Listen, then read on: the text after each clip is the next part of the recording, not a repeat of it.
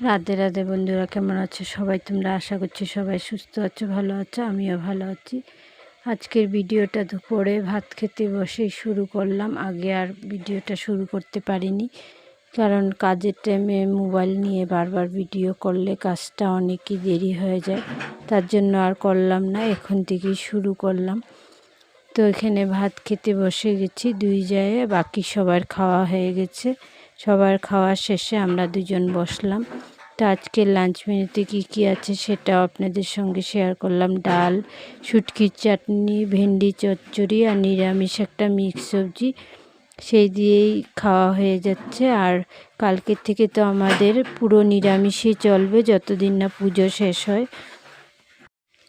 অনেক কাজ বন্ধুরা, তার জন্য নিয়মভাবে আমার টাইমলি ভিডিও আপলোড করা হচ্ছে না, এবং সময় মতো কারোর ভিডিওই দেখতে পাচ্ছি না। দেখছি মানে একটু লেট করে দেখছি, কারোর ভিডিওই মিস যাচ্ছে না, সবার ভিডিওই দেখছি, কিন্তু মানে সময় মতো দেখতে পাচ্ছি না। যখন আমার কাজটা শেষ করে অবসর হই সেই সময়টাতে আমি দেখছি, কিন্তু দেখছি বা দেখে দেব সবার ভিডিও। আর আমারও ভিডিওর মানে টাইমটা, আপলোডের টাইমটা উল্টোপাল্টো হচ্ছে, কিছু করার নেই। মানে কয়েকদিন এইভাবেই চলবে।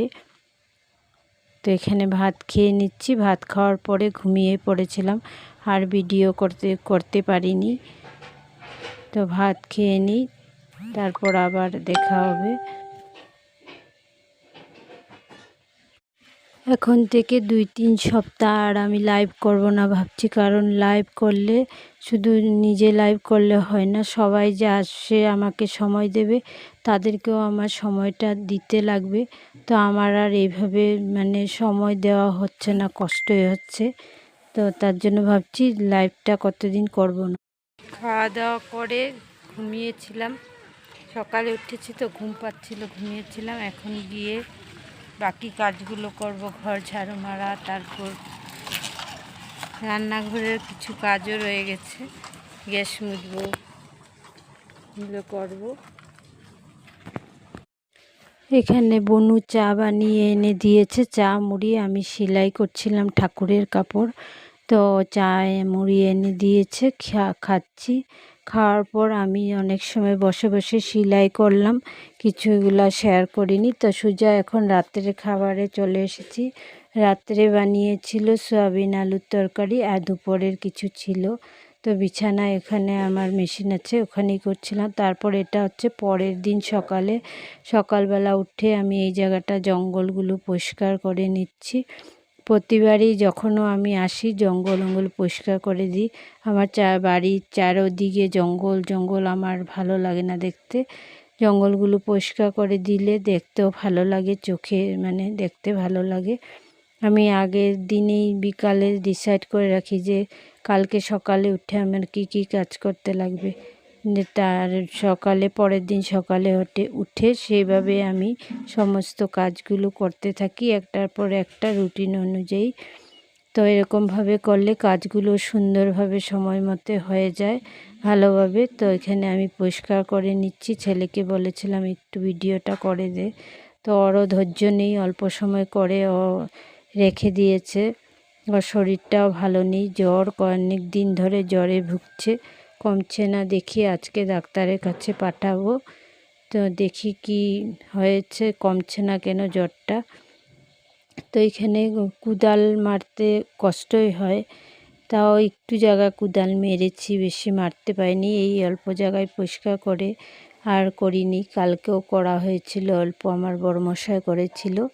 তো এগুলো আবার আমি একটু করছি। তো আজকের ভিডিওটা তো আর বেশি বড় করতে পারবো না। তো এইভাবেই ছোট ছোট ভিডিও প্রত্যেক দিন দেওয়ার চেষ্টা করব, যেরকমই পারি। আশা করছি আপনাদের ভালোই লাগবে। ভালো লাগলে লাইক, কমেন্ট, শেয়ার। নতুন বন্ধুরা আমার ভিডিওটা অল্প ভালো লেগে থাকলে আমার চ্যানেলটাকে সাবস্ক্রাইব করে আমার পাশে থাকার অনুরোধ রইল। এখন পরিষ্কার করছি, পরে আবার দেখাবো পরিষ্কার করার পর জায়গাটাকে কীরকম লাগছে দেখতে। তো এই জাবরাগুলো তারপর আমি এগুলো জায়গাতে ফেলে দেব। তো যেখানে ফেলবার এখানে ফেলে দেব। তারপর আবার ওই জায়গাটা আবার পরিষ্কার করতে লাগবে, কালকে করব, আর নাহলে বড়মশাইকে বলবো করে দিতে। আর এখন দেখুন স্নান করে এসে আবার ভিডিওটা করছি। জায়গাটা কি সুন্দর লাগছে দেখতে, পরিষ্কার। এখানে অনেক ধরনের গাছ আছে, ফুল গাছ, হলুদ রঙের বড় ঘন্টা ফুলটাও আছে।